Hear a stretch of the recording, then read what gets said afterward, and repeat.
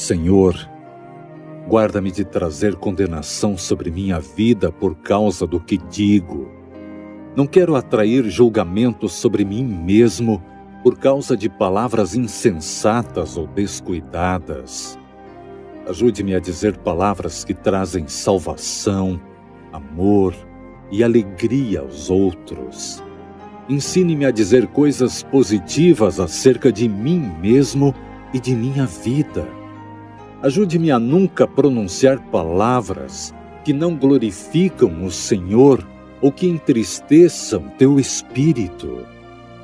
Vigie meu coração e minha boca, para que minhas palavras tragam vida a mim e a quem me ouve.